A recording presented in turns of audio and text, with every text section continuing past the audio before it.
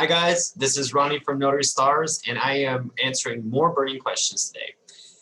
One of the biggest questions I see on notary forums here at Notary Stars, it's been emailed into me quite often, is how can I expand my notary services? So I'm going to give you 11 different ways. This burning question may take a little bit longer. I'm going to talk a little bit fast. Feel free to watch it on replay.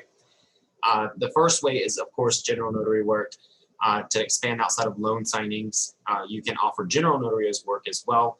The best way to achieve those is to list on sites like Google, Yelp, even Notary Stars, so that you are opening up your services to the general public. You more than likely will not have a title officer reach out to you on those platforms. You will probably have the general public, although title offices can reach out, realtors may reach out to you as well. I-9 verification forms. I know that you can't do this in every state. There are a lot of states where the notary can actually do I-9 verification forms. There's tons of training on how to do it all over the internet.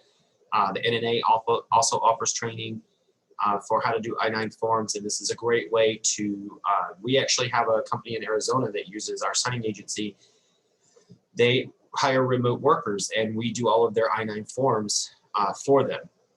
Apostille services, if you live near your state capital where they process apostilles, certifications or authentications, this is a great service and you can make a good amount of money. Most of the people who need them actually need them pretty quickly.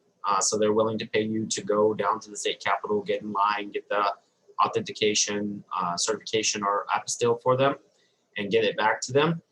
We actually just did a primetime video. We invited an expert at apostilles to come in. That video is free, so make sure you look for the Primetime Notaries videos for last month. We also have on here certification by copy services. This is where people need copies of their documents made, and it's slightly different in every state, so you need to make sure you read your notary handbook on how to do certification by copy.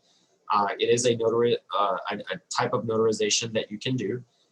You want to make sure you follow your state's rules. In Arizona, the notary actually has to be the one to make the color copy, fill out their certificate.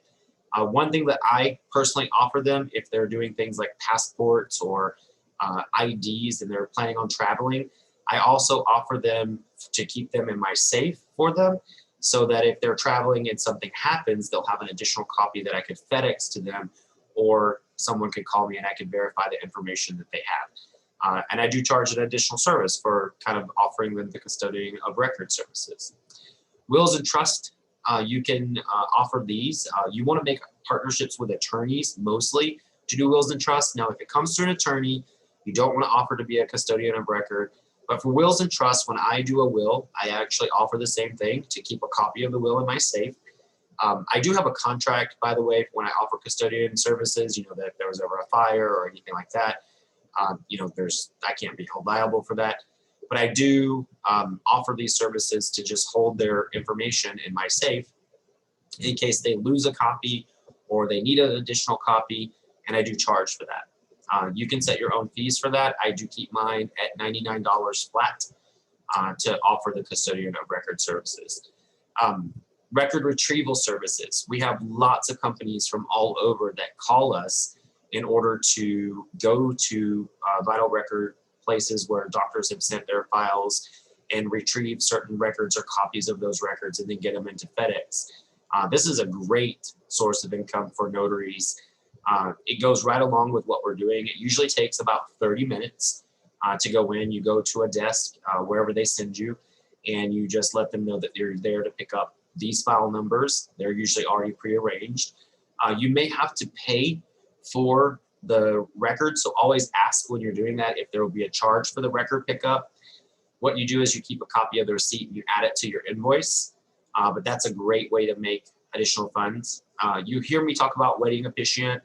We have a lot of these listed on our side hustles, by the way, on Notary Stars. Wedding officiant is a great way to, number one, save money on parking because you get your little minister card, and which I have right here, mine for the Universal Church of Life, Universal Life Church. You can get parking at hospitals and jails for free because you're a minister, but you can also charge for services. So I have my set fees for a Saturday. My particular way of working with people is I have 3 tuxedos. If they don't like those tuxedos, they must rent my tuxedo in addition to my fee. If I do additional helping them write their vows, then I charge an additional fee. If they need me there for practice, I will charge them a fee. And if on the day of the wedding, I actually won't do dry weddings, I actually tell them, I will not drink before your wedding, but I need transportation to and from your service, your wedding service. And when I'm done, I do want to be able to mingle, eat, and drink. So they have to have, food for me and drinks for me. If they can't follow those guidelines, I'm just not the minister for them. Also, you don't have to actually perform weddings. If you're nervous about standing up in front of a crowd or you're not into that, I have a lot of people who just contact me to just sign their marriage certificate. So you can post on places like Thumbtack as a wedding officiant. We have it available on Notary Stars as well. Sometimes people will contact you and just ask, can you sign off on my marriage certificate? So if you're nervous about all of those things, think about the money you can save, having your minister card, and then also think about just the people who just want the wedding certificate signed. They're not going to have a ceremony at all. Lots of people do that. You can offer courier services. I would steer clear of doing bank courier services, but there are attorneys that need courier services. You can also offer that to some of your title agencies if they have an inter-office courier, if they need inter-office courier. We actually have an ongoing run from Tucson to Phoenix. We recharge $150 and we put as many packages in for $150 each, going from Tucson to Phoenix that have to go to closing, and from Phoenix to Tucson. So courier services are a great way to make additional income. Field inspections are also a great way to make additional income. Now, they don't pay as much as signings.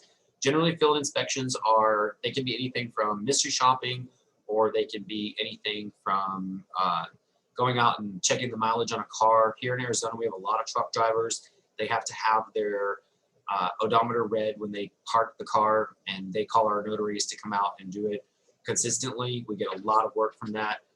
So field inspections, there's also in one of our primetime videos, if you're not watching those, there's a plethora of information. We have an entire website there where you can go and look at all the reputable field inspection services.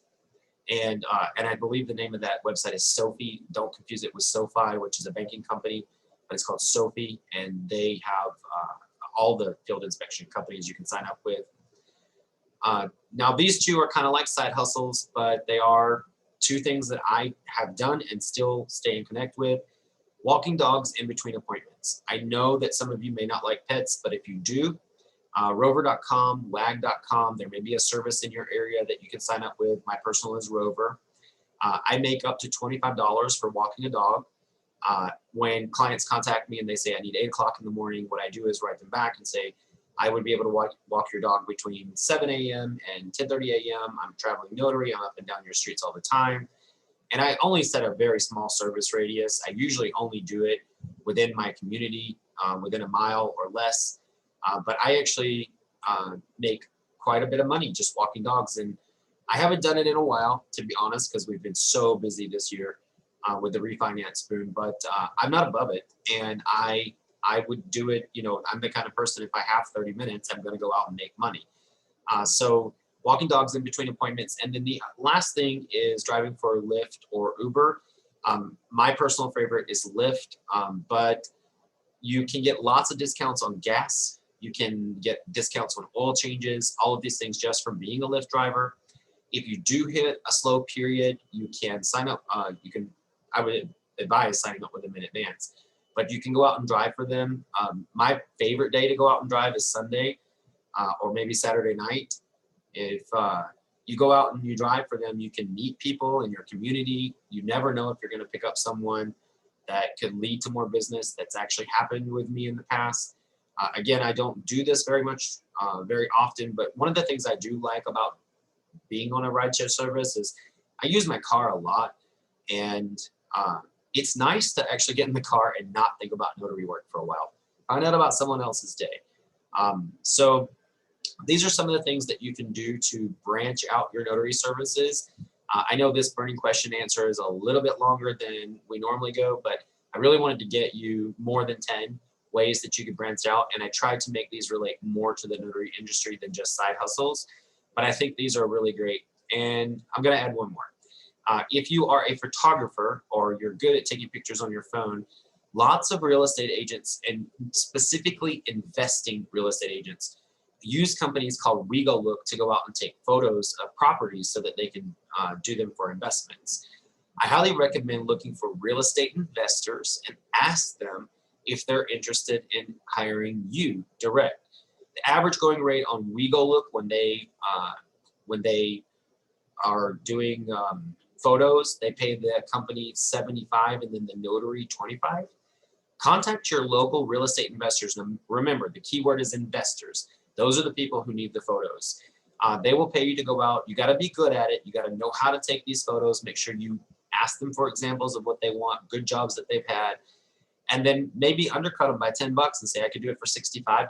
They're usually very flexible when you can go to an appointment. They'll usually say, I need it done during daylight hours, you know, when the sun's the best, and I need it by tomorrow. Sometimes they're a rush, but what they do is they use these photos to get their investors to buy the property. And usually it's a fast sale for them, and they buy sight unseen based on the photos. Sight unseen meaning they're not actually coming to the property. They're going to buy it and have someone flip it. So that is also another great service. So we have 12 now for this video. Thanks so much. I hope you enjoy this burning question. We'll keep bringing you more. Please keep sending them in.